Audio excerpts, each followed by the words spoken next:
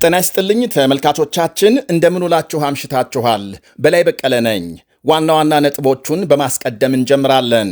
ዩክሬን በሩሲያ ይዞታ ስር በሚገኝ ምስራቃዊ ክፍል ከፍተኛ ጥቃት መፈጸሟ ተነገረ። ፕሬዝዳንት ቭላዲሚር ፑቲን ያጸፋ እርምጃ ለመውሰድ ዝተዋል። በቀን 1000 የሩሲያ ወታደሮች እየሞቱ ነው በሚባልበት ጦርነት የዩክሬን ጥንካሬ ጎልቶ እየወጣ ስለመሆኑ ይነገራል። በሞስኮ የጸጥታ ጥበቃ መጠናከሩ ሲነገር የፑቲን የግል ጠባቂዎች ቁጥር እንዲጨምር ተደርጓል። በዚህ ላይ ሰፋ ያለ ዘገባም እናቀርባለን። በቻይና በደረሰ የከሰል ማዕድን ፍንዳታ ከፍተኛ ጉዳት መድረሱ እየተነገረ ነው። ሌሎችም አሉን። አብራችሁን እንድትቆዩ ጋብዛለሁ።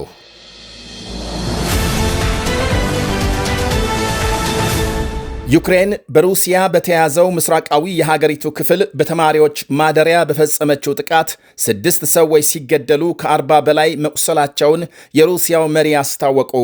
ፕሬዝዳንት ቭላዲሚር ፑቲን በዩክሬን ላይ ያጸፋ እርምጃ ለመውሰድ ዝተዋል።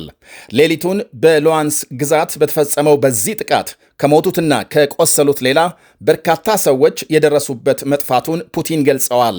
የዩክሬን ጦር ኃይል ግን የሩሲያን የድሮን ወታደራዊ ጣቢያ ነው የመታሁት ብሏል። ሆኖም ፕሬዝዳንት ፑቲን በአካባቢው ምንም አይነት ወታደራዊ ተቋም እንደሌለ ገልጸዋል።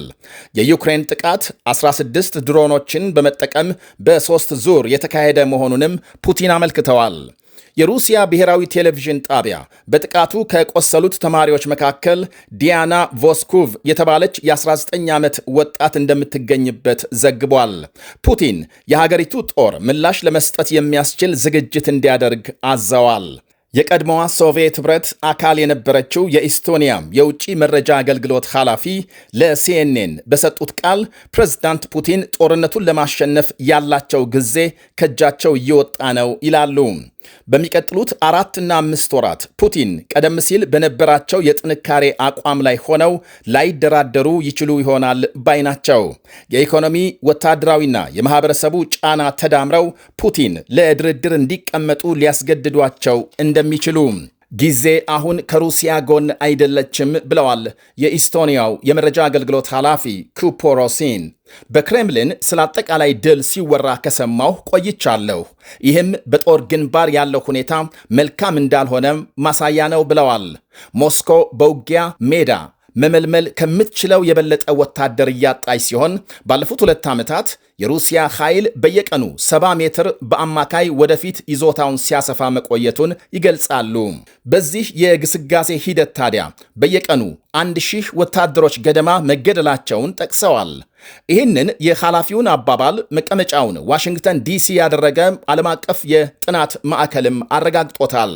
በጦርነቱ በአንድ ወር ብቻም ከ15 እስከ 20 ሺህ የሩሲያ ወታደሮች መገደላቸውን የአሜሪካ ውጭ ጉዳይ ሚኒስትር ማርኮ ሩቢዮ ሳይቀሩ ባለፈው ሳምንት መግለጻቸው ይታወሳል። የዩክሬን መከላከያ ሚኒስቴር በበኩሉ በሚያዝያ ብቻም ከ35 ሺህ በላይ የሩሲያ ወታደሮች ሙትና ቁስለኛ መሆናቸውን ገልጿል። አብዛኞቹ ወታደሮች ሙትና ቁስለኛ የሆኑት ደግሞ በድሮን ጥቃት ነው ይባላል። ሁለቱም ሀገሮች ለድሮን ከፍተኛ ወጪ ማድረጋቸው ሳይዘነጋም በእርግጥ በጦር ግንባር በሚደረግ ፍልሚያ የድሮን ተሳትፎ በጣም አነስተኛ ስለመሆኑ የመረጃ ኃላፊው ይናገራሉ። ድሮኖች ከተሞች ላይ በሚሰነዘር ጥቃት ወሳኝ ሚና ሲኖራቸው ዩክሬን በተለይ የድሮን ማክሸፊያ አዲስ ቴክኖሎጂ መታጠቋም የሩሲያ የድሮን ውርጅብኝን ለመከላከል አስችሏታል ይላሉ። የዩክሬን መከላከያ ሚኒስትር ሚካኤሎ ፌዶሮቭ ባለፉት 4 ወራት በአዲሱ መከላከያ ቴክኖሎጂ ተመተው የሚወድቁ የሩሲያ ድሮኖች በእጥፍ ማደጋቸውን ገልጸዋል። አሁን ሩሲያ ዘመቻውን አጠናክራ ቀሪ የዩክሬን ምስራቃዊ ዶንባስ ግዛትን መያዝ ከፈለገች ብቸኛ አማራጯ ኃይል ማደራጀት እንደሆነም የመረጃ ኃላፊው ሮሲን ይናገራሉ። የሩሲያ መንግስት ሌሎች 200 ሺህ ተጨማሪ ምልምል ወታደሮች አስተባብሮ አውደ ግንባር የሚልክ ከሆነ ለዩክሬን ትልቅ ጫና ይፈጥራል በማለት ያክላሉ። ሆኖም እንዲህ አይነት እንቅስቃሴ ለሩሲያ መንግስትም ሌላም የውስጥ አለመረጋጋት ሊፈጥርበት እንደሚችል ያክላሉ። የሩሲያ መሪዎች ለውስጥ መረጋጋት ትልቅ ትኩረትና ጥንቃቄ የሚያደርጉ በመሆናቸው የአዲስ ወታደር ምልመላን በተመለከተ በቀላሉ ከውሳኔ ለመድረስ ይቸግራሉ። ሞስኮ በ2022 በዩክሬን ላይ ሙሉ ወረራ ከፈጸመች ከ7 ወራት በኋላ ተጠባባቂ ኃይል በከፊል መጥራቷ ሲነገር፣ ይህም የተቃውሞ ሰልፍ ጨምሮ የውስጥ ንቅናቄ መፍጠሩ ይታወቃል። ጦርነቱ ያስከተለው ወጪም በቀላሉ አይታይም። ዓለም አቀፍ ማዕቀቦች የተሳካ የሚባለው የዩክሬን በሩሲያ ዋነኛ የነዳጅ ኢንዱስትሪ ላይ የፈጸመችው ዘመቻ ውጤት መናደፍ እየጀመረ ነው ይላሉ የኢስቶኒያው ባለሥልጣን።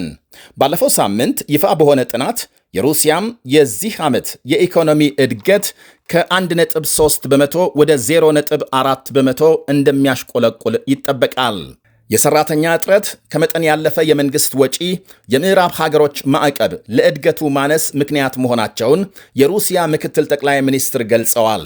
የኢስቶኒያም የመረጃ ኃላፊው እንደሚሉት ዩክሬን ቢሊዮኖች ዶላር የሚገመት ውድመት በሩሲያ የኃይል ማመንጫ ዘርፍ ላይ አድርሳለች። ጦርነቱ ወደ ሩሲያ ሕዝብና መሬት እየመጣ ነው ብለዋል። የሩሲያ ጦር የተሻለ ውጤት ባያሳይም ታዲያ ፕሬዝዳንት ፑቲን ግን በጽናት ይቀጥላሉ የሚል እምነት እንዳላቸውም ሮሲን ገልጸዋል። እቅዳቸውን በወታደራዊ ዘመቻ ማሳካት ባይችሉ እንኳን ቢያንስ አፍቃሪ ሩሲያ መንግስት በዩክሬን እንዲመሰረት በማድረግ ዩክሬንን በእጃቸው ለማድረግ መሞከራቸው አይቀርም ብለዋል። የዩክሬን ጥንካሬ መጨመርና የሩሲያ ከፍተኛ ወታደራዊ አመራሮች በየጊዜው መገደል በመንግስት ዘንድ ትልቅ ስጋት መፍጠሩ አልቀረም። ካለፉት 2 ሳምንታት ወዲህ በዋና ከተማ ሞስኮና በፕሬዝዳንት ፑቲን ዙሪያ ከፍተኛ ጥበቃ እየተካሄደ መሆኑ ይነገራል። ሌሊቱን የዩክሬን ጦር ሰፊ ጥቃት መፈጸሙን ተከትሎም የክሬምሊን ቤተ መንግሥት ጥበቃ መጠናከሩን ዘገቦች አመልክተዋል።